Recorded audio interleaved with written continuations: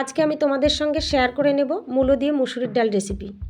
আমি আমার বাড়িতে যেভাবে মূলো দিয়ে মুসুরির ডাল রান্না করি সেটাই আজকে তোমাদের সঙ্গে শেয়ার করে নেব। নমস্কার বন্ধুরা, আমি সুচরিতা, আর আমার রান্নাঘরে তোমাদের সকলকে স্বাগত জানাই। আমার এই ভিডিওটা স্কিপ না করে শেষ পর্যন্ত দেখার অনুরোধ রইল সকলের কাছে। আর আমার রেসিপিটা যদি তোমাদের ভালো লাগে তাহলে লাইক, কমেন্ট, শেয়ার করো। আর নতুন বন্ধুদের কাছে আমার চ্যানেলটা সাবস্ক্রাইব করার অনুরোধ রইল। এখানে প্রথমেই আমি গ্যাস ওভেন অন করে কড়াই গরম করে নিয়েছি। এবার এর মধ্যে আগে থেকে ধুয়ে পরিষ্কার করে রাখা মুসুরির ডাল সেদ্ধ করে নেব। মুসুরির ডালটা সেদ্ধ করার জন্য এখানে আমি পরিমাণ মতো জল দিয়ে দিলাম। এবার ঢাকনা দিয়ে ঢেকে ডালটা আমি সেদ্ধ করে নেব। এদিকে অন্য আরেকটা গ্যাস ওভেন অন করে আরও একটা কড়াই আমি বসিয়ে দিয়েছি। এর মধ্যে আমি আগে থেকে কেটে ধুয়ে পরিষ্কার করে রাখা মূলো সেদ্ধ করে নেব। মূলো আমার সেদ্ধ হয়ে গেছে। এবার এটা আমি নামিয়ে জলটা ঝরিয়ে নেব। মূলো আমি নামিয়ে নিয়েছি। এবার ওই কড়াইটাই পরিষ্কার করে আমি আবার গ্যাস ওভেনে বসিয়ে দিয়েছি। এর মধ্যে পরিমাণ মতো রান্নার তেল নিয়ে নিয়েছি। এখানে আমি সাদা তেল ব্যবহার করেছি। এবার ওই সেদ্ধ করা মূলোটা এই তেলে ভেজে নেব। মূলো ভাজার সময় এর মধ্যে আমি অল্প পরিমাণে লবণ আর অল্প পরিমাণে হলুদ গুঁড়ো দিয়ে দিয়েছি। এই লবণ আর হলুদের সঙ্গে মূলোটা নেড়েচেড়ে ভালোভাবে মিশিয়ে নেব। এখানে আমি ভালোভাবে মূলো ভেজে নিয়েছি। এবার এটা তুলে নেব।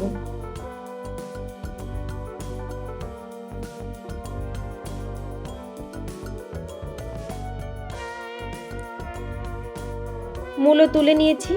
দেখো বন্ধুরা, এখানে আমার ডালটাও সেদ্ধ হয়ে গেছে। এবার এই ডাল একটা হাতা দিয়ে আমি ভালোভাবে গালিয়ে নেব।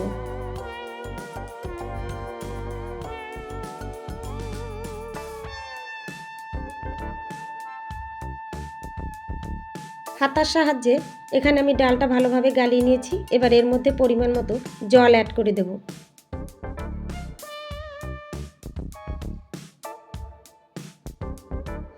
এখানে আমি পরিমাণ মতো জল অ্যাড করে দিয়েছি আর গ্যাসের ফ্লেমটা আমি বাড়িয়ে দিয়েছি। এর মধ্যেই আমি স্বাদ মতো লবণ দিয়ে দিলাম আর দিয়ে দিলাম পরিমাণ মতো হলুদ গুঁড়ো। 1 চা চামচের মতো হলুদ গুঁড়ো আমি এখানে ব্যবহার করেছি। আর দিয়ে দিলাম ভেজে রাখা মূলো। এর মধ্যেই দিয়ে দিলাম 7-8টা কাঁচা লঙ্কা চেরা। এবার এই ডালটা ভালোভাবে ফুটিয়ে নেব। ডালের কড়াইটা অন্য ওভেনে রান্না করতে দিয়ে আমি আর একটা ওভেনে মূলো ভেজে রাখা কড়াইটা দিয়ে দিয়েছি। এর মধ্যে আরও একটু রান্নার তেল দিয়ে দিলাম আর দিয়ে দিলাম ফোড়নের জন্য একটা তেজপাতা আর অল্প পরিমাণে 5 ফোড়ন।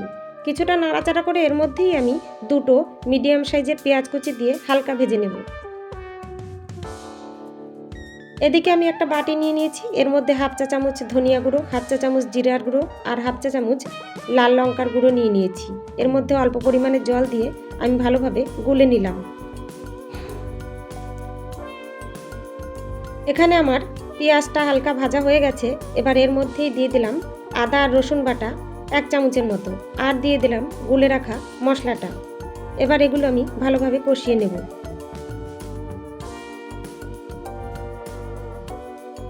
এর মধ্যেই আমি দিয়ে দিলাম একটা মিডিয়াম সাইজের টমেটো কুচি। এবার এই টমেটোটা মশলার সঙ্গে ভালোভাবে কষিয়ে নেব। এখানে আমি ভালোভাবে কষিয়ে নিয়েছি। এবার এর মধ্যে আমি মুসুরির ডালটা দিয়ে দিলাম।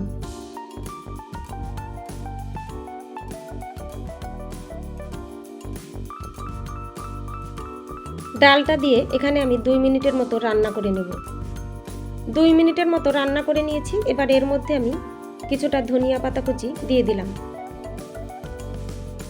এই ধনিয়া পাতা কুচি দেওয়ার পরেও আরও 2 মিনিটের মতো আমি রান্না করে নেব।